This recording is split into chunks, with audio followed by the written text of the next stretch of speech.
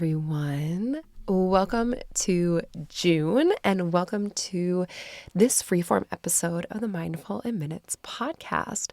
So today we are going to be talking all about creativity and meditation, how you can become more creative, what is creativity, how meditation can help you become more creative, and also just my personal creative process, how I like to tap into that creative space and all of that. Yeah, that's it. I think let's just dive right in. I don't think any announcements. I just want to announce that I appreciate you. Thank you for being here. I hope that June, that Gemini season, is off to a great start for you. Yeah, that's what I hope. Let's just dive in. Let's talk about creativity. So when we think about creativity, I think one of our initial thoughts might be that creativity is all about being artistic. But I think about creativity as something that's just so much bigger than that. It's so much more than just being like an artist or someone who's like right brain dominant. I think about it as someone who could be innovative or a problem solver. And I think that true creativity is really about this ability to connect with something deeper than just the thinking mind. And it's less about doing and more about allowing and just letting your heart and your soul's expression really come forward and sharing original and imaginative ideas and expressions. And I think that creativity and meditation go hand in hand. We're going to talk about why exactly that is, but I think one of the reasons that they go so well together is because meditation is really the state of, instead of doing, being, and creativity, I think, is instead of doing, it's like allowing. And so getting out of that doing, productivity, I must do this kind of focused task mindedness, moving away from that is what really helps to unlock creativity. And a great way to do that is meditation.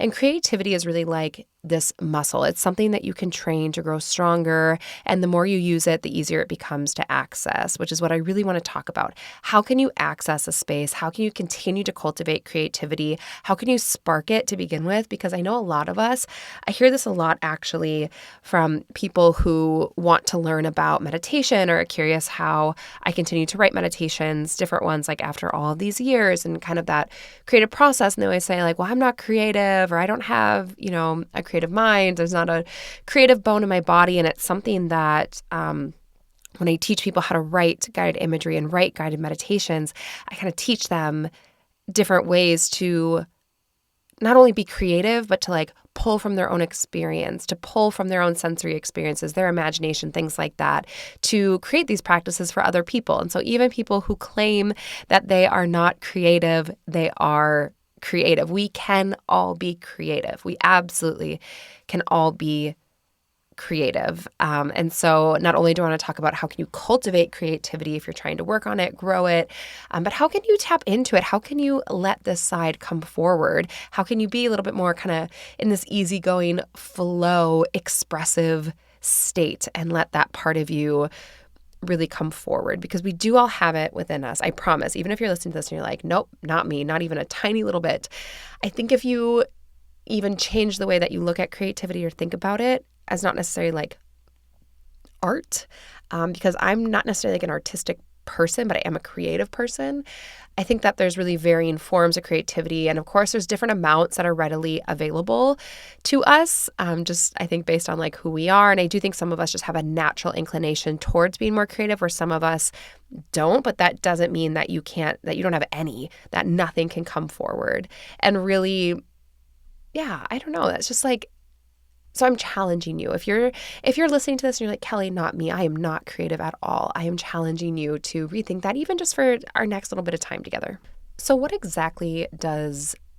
do we need for creativity to come forward? Because something that I was really focusing on and learning when I was researching for this episode, because I have my own personal opinions about creativity, but a few things that I was curious about was, of course, like what's happening in the brain, kind of the process of creativity, what's that like? But then what are kind of the ideal environments for creativity to come forward? And then something that we'll get to towards the end of the episode. But I wrote a big list of ideas of ways that I thought we could be creative. And then I also did a little Google search as to what are different things people do to kind of spark creativity. And some of the things that people do were new to me. And I was like, that's so interesting.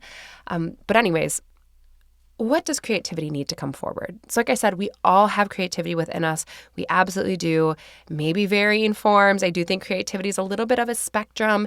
I think a lot of it just depends on like how our brains are and how they work, how they look at things. Some of us will be naturally inclined to look at things in a more creative way or a more curious way, which we're going to learn is a big piece of creativity, is also curiosity.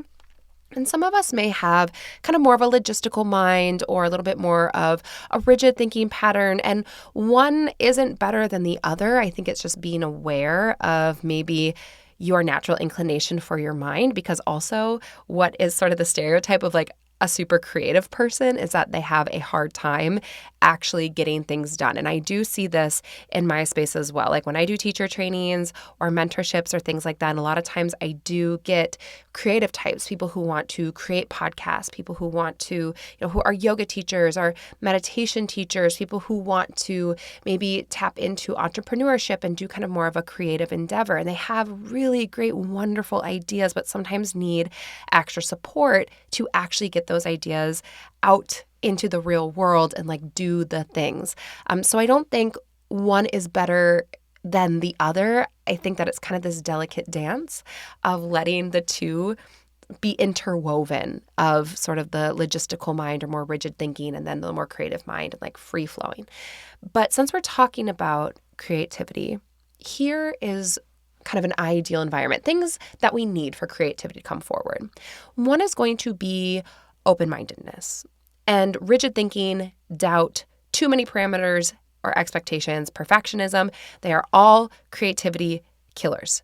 So let's try to avoid that just a little bit. Doubt, I think a lot of these are self-explanatory, right? Rigid thinking is just, again, some of us are naturally more likely to do that, but it is a creativity killer, right? If we aren't thinking, what if, or I wonder if this could be done differently, or what about this? If we're not kind of having that open, curious mind and we're really rigid in our thinking, it can be tough to tap into creativity. Also, doubt and like perfectionism, those absolutely are creativity killers. I find that when it comes to being creative, you kind of just have to let it fly, just let things go. I think this is another reason why meditation is so supportive for creativity, is it teaches you that non-judgmental observation, which is essential to creating anything, not just art, to being creative, thinking outside of the box, doing things differently. You need to let go of that perfectionism and having it done, quote, right, because what is right? Art is objective. Creativity is objective. And so perfectionism really has no place for creativity. And doubt, if you're already doubting yourself, it makes it really hard to kind of create from that space, or if you have super high expectations or unrealistic expectations. So we need this open-mindedness, more of like a fluid mind, non-judgmental, a little flexibility of the mind. Creativity also needs space, time, and the freedom to really roam without being watched or judged. So kind of I think of the creative mind as liking to be kind of wild and a free spirit. It likes to explore. It likes to take its time. It likes to, just do what it wants to do. And you have to give it space. Creativity doesn't thrive in like this crowded, overscheduled, overly productive, to-do list mindset. It needs this mental and emotional space. It needs moments of pause. It needs rest. It needs silence. It needs stillness. It needs patience. Like the creative mind, I think of it very much as like, a free-spirited toddler who also, they need moments of pause, rest, silence, stillness. They need space to roam. They need freedom. They need time to just kind of be wild and just do stuff. And this is why I think some of our best ideas come like in the shower or on a walk or right before you go to sleep. For me, it's when I'm in a yoga class. This really, I don't know what it is about, and not like just doing my own thing on my mat at home, like going to a yoga studio, taking someone else's class. It is like a big brainstorm session for me. Now, is that necessarily the purpose? Am I, technically supposed to be going to yoga class for a brainstorm session? I guess not really. Like the yoga teacher in me is like, that's maybe not the point. But for my creative process, so many good ideas. Like famously, I will get out of a yoga class and on the way home, I'm like sending voice notes to different people being like, hey, I had this idea. What do you think about this? Or like, hey, during a sun salutation, I was working out this thing and I was thinking about it this way. What about this idea? And there's just something about that for me that really, really works. I know for a lot of people, it's like taking a shower, going for a walk, doing kind of like the dishes, kind of this mundane stuff where our mind is still a little bit engaged, but a little bit relaxed as well. And creativity also needs some safety from judgment. So creativity is vulnerable. It asks you to take risks. It asks you to make mistakes, to share something personal, to do something different. And it needs a space that's going to be free from harsh judgment, especially self-judgment and permission to be imperfect. As someone who is a creator and puts what I create, these, especially like the guided meditations, imagery, things like that, puts them out on the internet, your art is going to be judged. I mean, art is subjective. What you're creating is subjective, and people are going to have opinions about it, especially if you're doing something different or anything like that. But you don't need to do that to yourself. And learning how to kind of roll with it and just know whatever you're creating from a heart space. And like, you certainly don't have to create something and then put it on the internet for everyone to see, right? You can just create for fun, which is what I recommend, especially if you're first starting, from someone who does create and puts it online and, gets opinions based on it, which is totally fine. Like, everyone's entitled to that. But it's important that when you're creating, that you allow yourself to just be vulnerable and just permission to just try and not judge and be imperfect. Creativity also needs curiosity. So creativity really comes alive when you're curious, when you're following your questions, when you're wondering, when you're having what if thoughts. I use this a lot with Pork Chop, where he sometimes doesn't like too direct of questions. And so I do a lot of I wonder things like, I wonder, I don't know, it's hard to think of an example off the top of my head, but it might be like, I wonder what shoes Pork Chop is going to wear today. And even though it's kind of my around the way of being like, go get your shoes on. I've been trying to get out the door for like 20 minutes.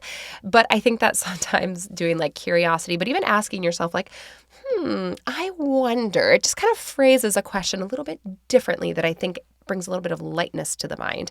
It doesn't feel quite so demanding. And this kind of open-ended expression is often where these original ideas are born from. It's where they're popping up. So if you have a curious, even childlike mind, it really helps creativity to thrive. Creativity loves playfulness. It loves, who is more creative than a child? Who is more curious than a child? And trying to tap into that kind of that playful energy, that curious, that childlike wonder, I think is so great for creativity and the creative mind. And then rest. Burnout, fatigue, all of that, it is the enemy of creativity. When your nervous system is overloaded, when your brain is prioritizing just survival, it's not going to prioritize inspiration. So of course, deep rest like yoga nidra, short rest like meditation, it helps to reset your system so creativity can recenter, but also sleep, I've said it before, I will continue to say it again, essential for everything. And I know it is hard to get sleep, but if there is one thing that you can do for yourself that really will build a strong foundation and trickle into every single aspect of your life, it's getting more sleep, even if it's just a little bit more, improving our sleep hygiene, doing what we can to even get 30 minutes more sleep. It is like essential to life itself. So rest, and we all know the feeling. I describe it as like, no matter how much coffee I have, it might continue to like physiologically wake me up, like wake my body up and kind of like jack up my body. But my mind just stays so tired, right? It's that like mental fatigue that just is so tough. And that really is, it's really hard to create from that space. So rest. And then input. So you can't really create without any input, without any fuel. If you're trying to dip into the creativity well and it's dry, there's nothing in there.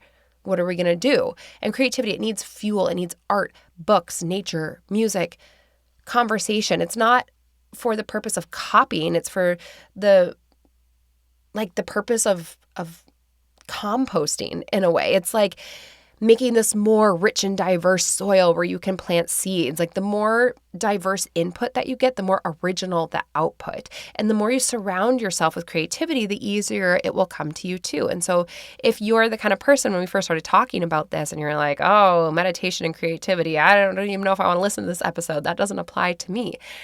Maybe just take a moment to reflect on how creative your environment is. Are you engaging in art? Are you reading? Are you going out into nature? Are you around people that create?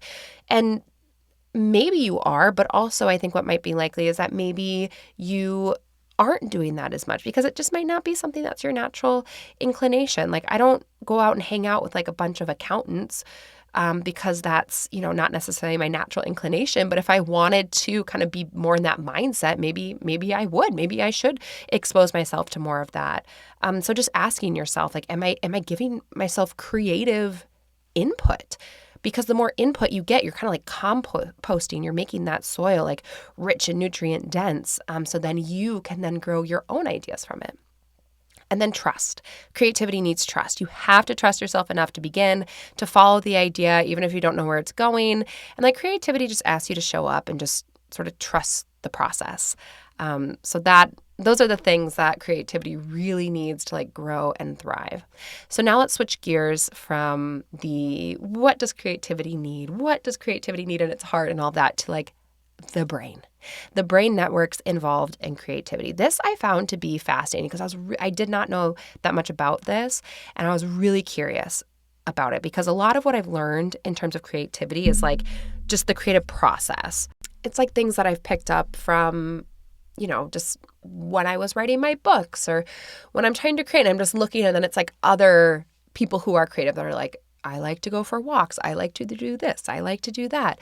But I was really curious, like, what is actually happening in our brain when we're trying to create? And what I found is really interesting. So creativity isn't localized in a single brain area, right? We hear all the time on this podcast about like the prefrontal cortex, the amygdala, the hippocampus, things like that. We're not really going to be talking about that because there isn't really one localized area of the brain that's responsible for creativity, but rather it involves a network of these interconnected regions, primarily the prefrontal cortex and the temporal lobes. But these areas work together to generate new ideas, process information, make connections between concepts.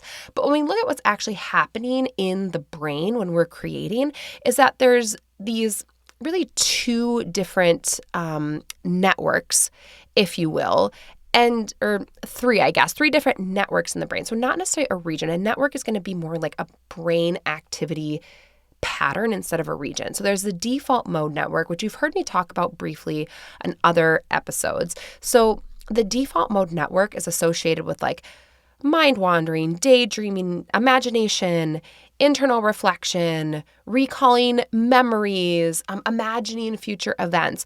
And there's really no agreement on exactly which regions of the brain make up the default mode network. It really is more just like a brain activity pattern. And the role of it is really to help generate spontaneous ideas and different sort of creative associations. And the default mode network is most active during rest, not during focused tasks. So the default mode network for me, for example, if I were just listening to music and going outside for a walk, it'd be much more active then than like when I'm here and I have my outline and like I'm talking about the brain and creativity and really focused on this one thing. And the default mode network is where your brain starts making unusual connections, like metaphors or creative solutions. So the default mode network, it's interesting because we can see when the mind is more at rest, we get this particular kind of brain activity pattern. And although we don't know that much about the default mode network compared to like the amygdala, for example, we know that it plays a key region or a key role in creativity.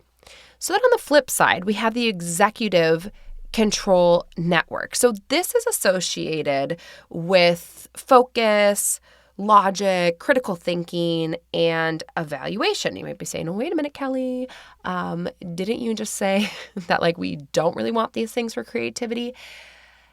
Yes, but these two, the default mode network and the executive control network, which is also, again, it's another network. So it's a brain activity pattern instead of a particular part of the brain. But the executive control network works to help refine, edit, and shape ideas generated by the default mode network into something that is useful or coherent. So it's required in the creative process that really involve different constraints, right? So that might be something like writing poetry at a specific form, or solving a problem under time pressure, or I have an idea for an email, for example, an idea that I have that I'll just, say here because one, it's highly requested, and two, I am going to do it. I don't know exactly when, but I'm going to use this example. However, I want to create probably an email series or something. It won't make it onto the main feed, but I want to create a meditation series where it is for one meditation for each phase of your cycle, for example. So one that will support you in the follicular, stage, things like that. So I want to do that. So and this came to me, I think, just in a yoga class, not that I was doing this yoga class and being oh, I'm, getting a lot of requests for, meditations for, day one of your period and things like that, which is a request that I get.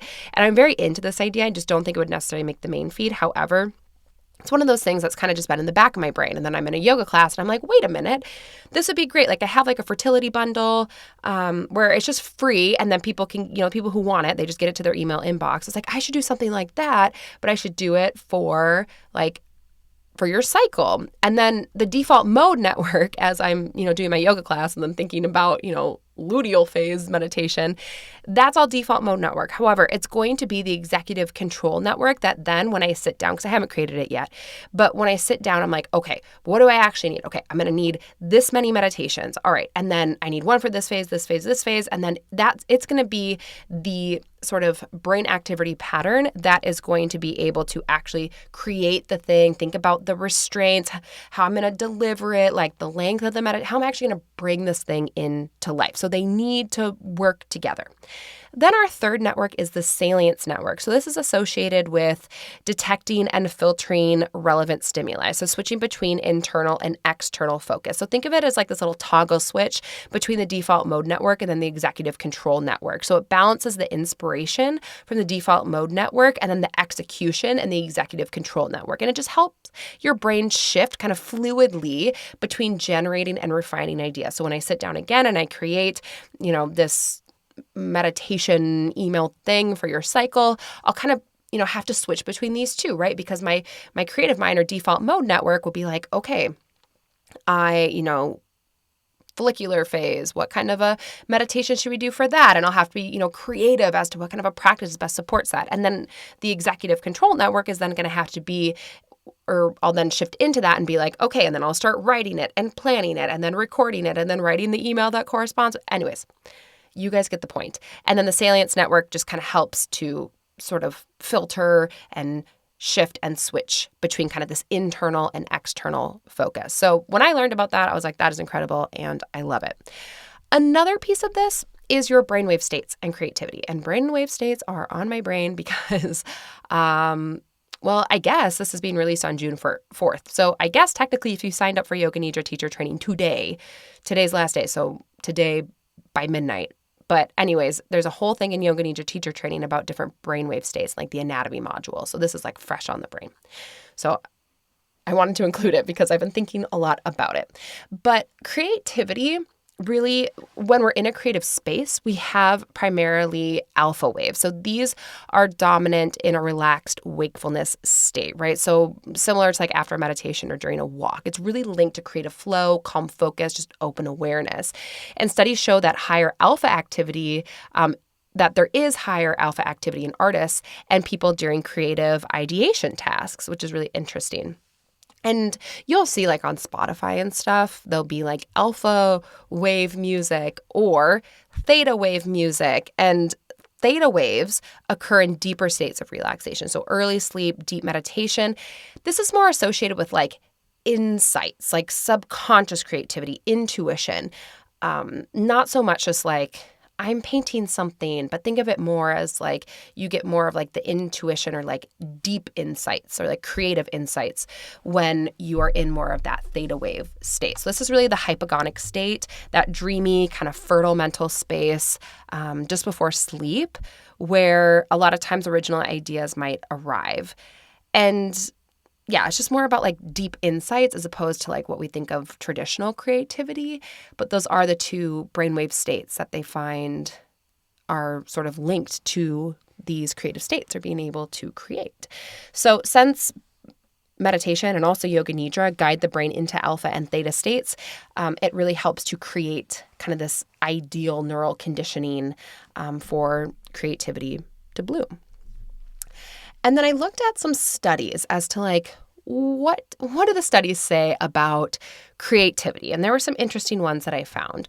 So there was a study on the shower effect, which I've talked about here as well. The shower effect, or like the quiet mind, creates creative breakthroughs, right? Like my mom used to say all the time when she was little, she's like, oh, I was taking a shower today and I thought maybe we should do this. Like my best ideas come to me in the shower.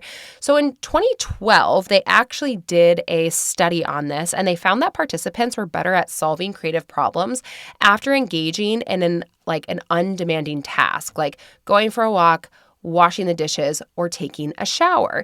And the reason they thought that this happened was because these activities allowed the default mode network to activate and generate new connections and giving creativity like that space to breathe. So like the mind is still conscious and like slightly engaged because like you're taking a shower, for example, or just going for a walk or washing dishes. But then the default mode network can really just be, open to roam and do its thing. And that's why so many people, whether they're taking a bath or a shower or doing something where it's not like a particularly focused task, they feel like they get their best ideas there. It's because that is an ideal environment for the default mode network to really kick into high gear. There was also another one in 2012. Let me tell you, I'm looking at all of these now and I'm realizing they are all from 2012, big year for studying creativity. So there's another 2012 study, and this is one that looked at how rest enhances creative problem solving. So it showed that participants who took a break with a simple task versus like resting or doing a difficult task, they performed 40% better on creative problem solving tests. So those who like just took a break with a simple task. So basically what they did is they had a group that engaged in an undemanding task, like the kind that allows your mind to wander. And in this group, they showed a 40% improvement in their creative problem solving on the second round of tasks compared to those who just rested completely or were highly focused and like did not take the break.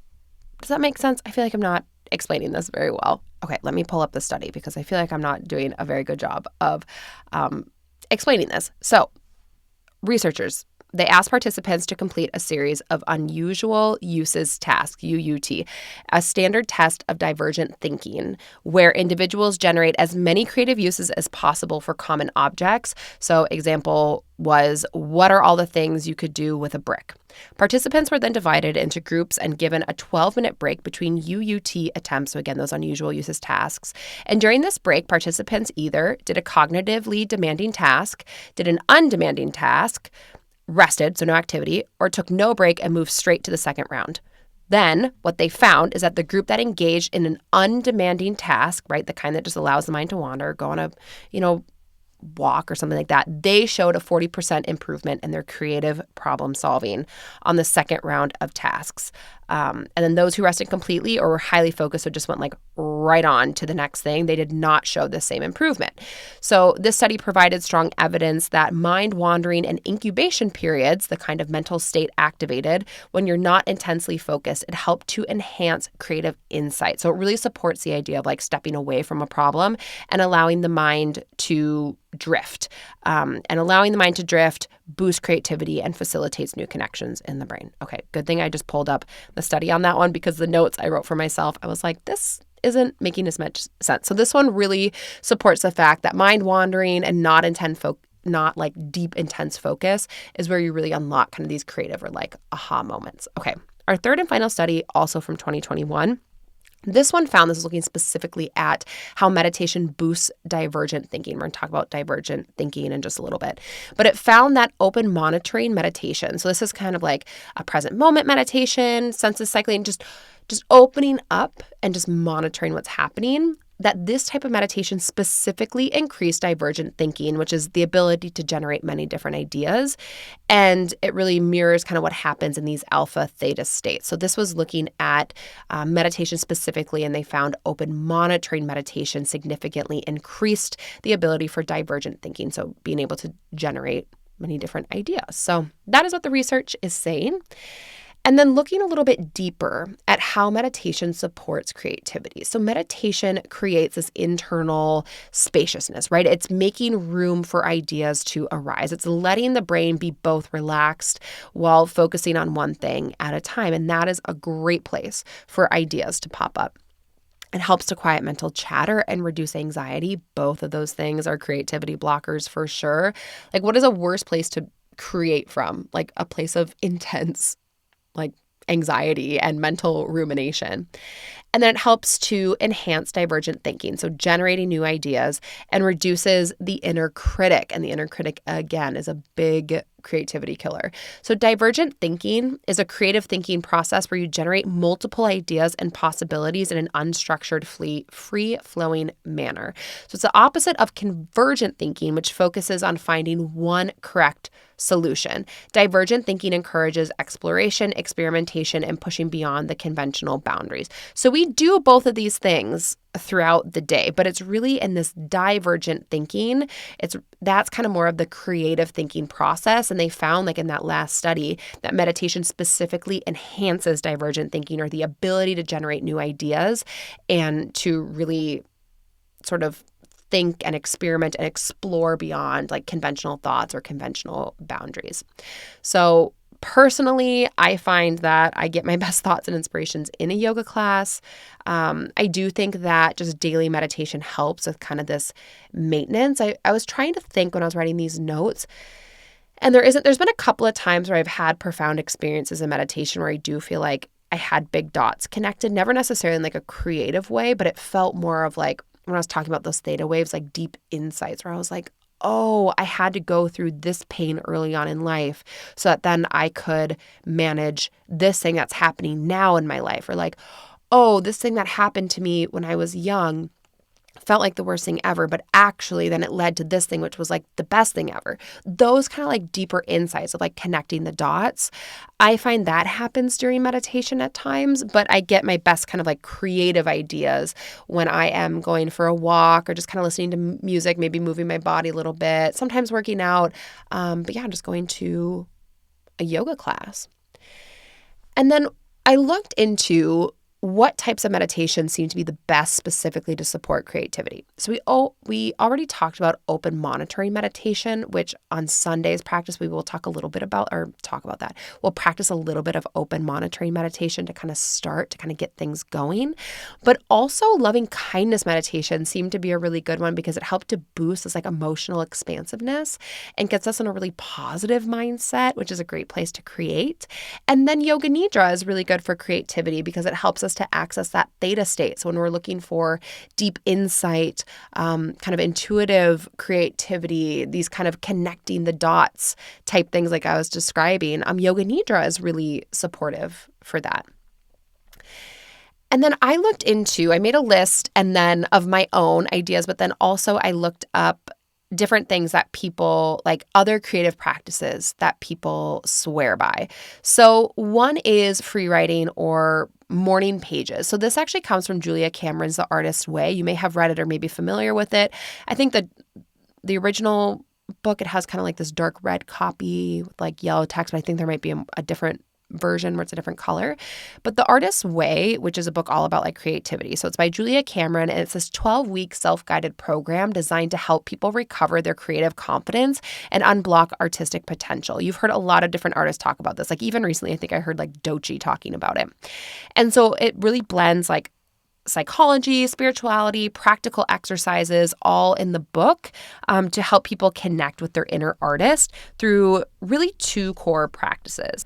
So the first practice is the morning pages.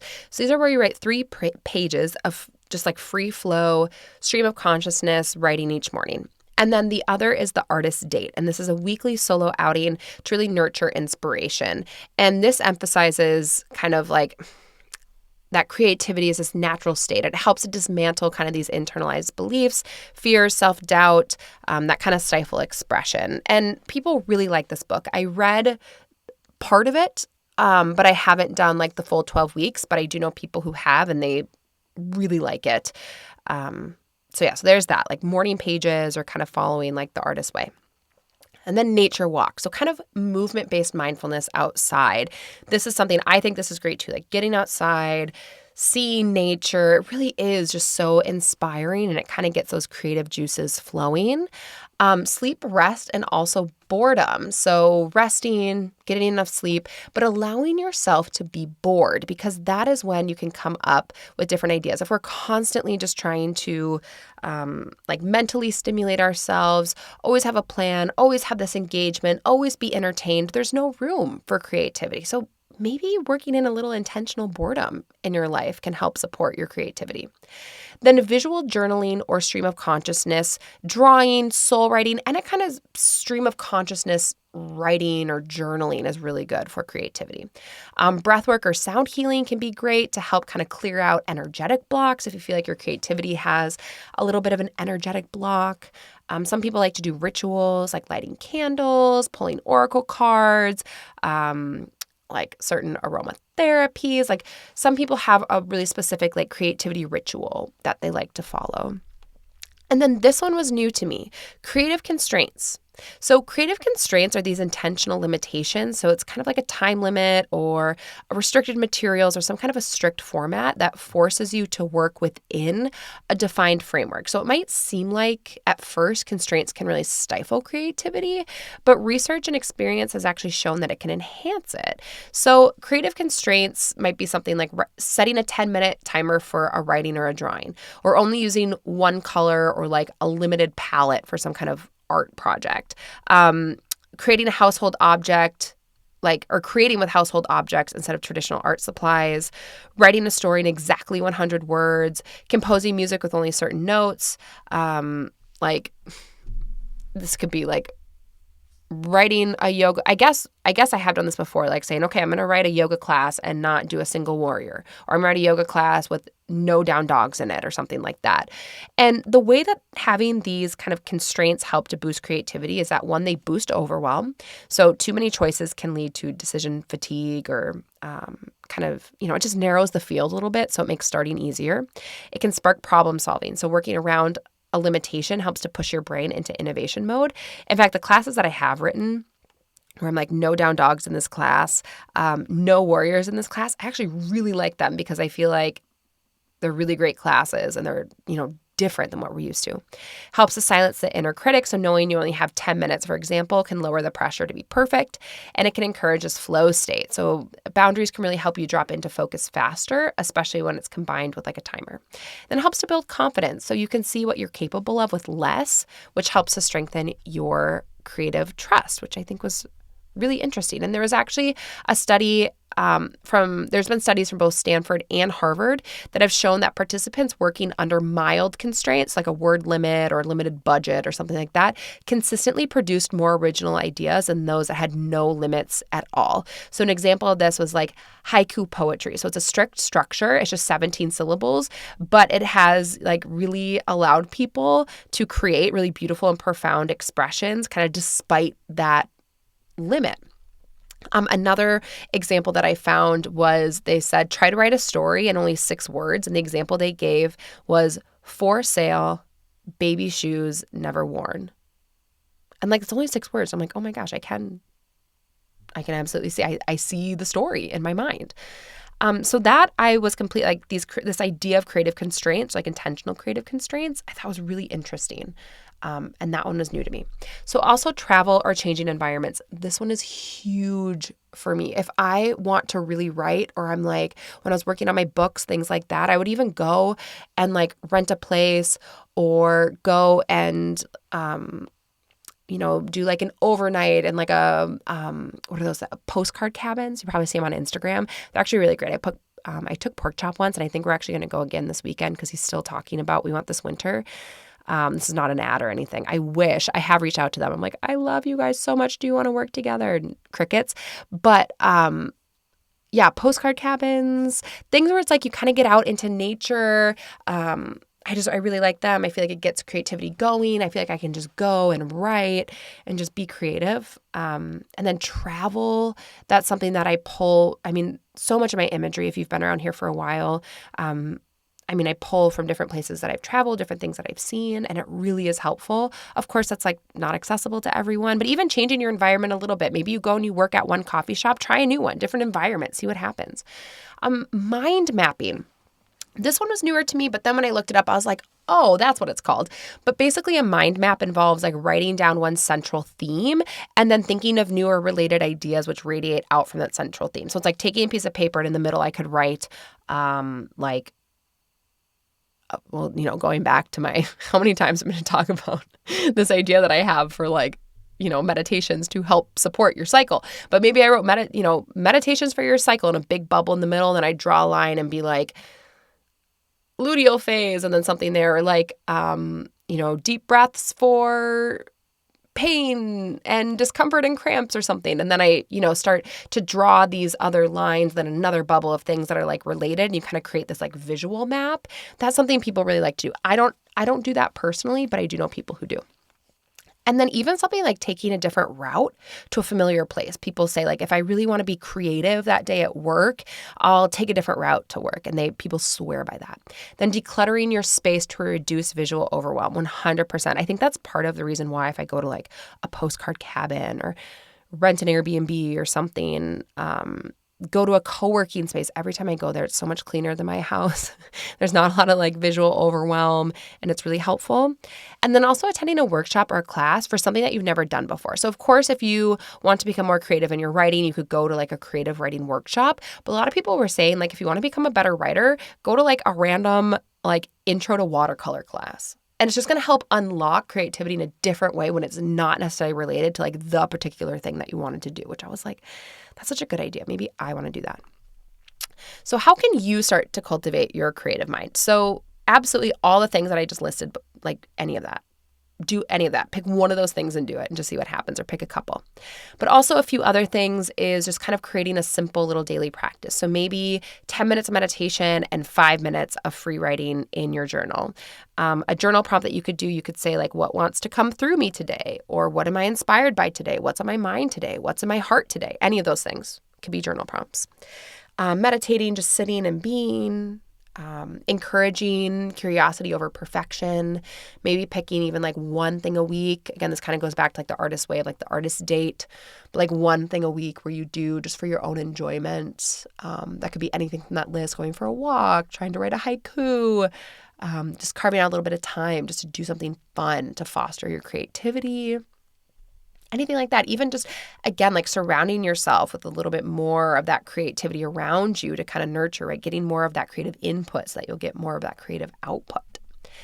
And the last thing that I had, which is my personal like creativity flow or my personal creativity menu. I do think that the secret to like really tapping into your creativity is finding like your creative process. So doing different things, figuring out what works for you. If I'm going to sit down and I'm going to have like a creative day, for example, these things are usually included. First, I need a little bit of procrastination. I always have to start with procrastination. If I know that I have, let's say, for example, 8:30 a.m. to noon to just write and be, kids are going to be out of the house, whatever it is, I 100% will have to spend that first hour doing something else, something completely unrelated. Might be listening to music, might be working on a puzzle, might be cleaning something, might be just something that is completely unrelated. For whatever reason, I need like at least 30 to 60 minutes of complete procrastination first to get into that creative mind space. Couldn't tell you why. Maybe it has to do with kind of those mundane tasks. I have to do that first. Then I find that music helps. When I'm trying to be creative, music without words is particularly helpful for me. Maybe moving my body a little bit. A little bit of a meditation.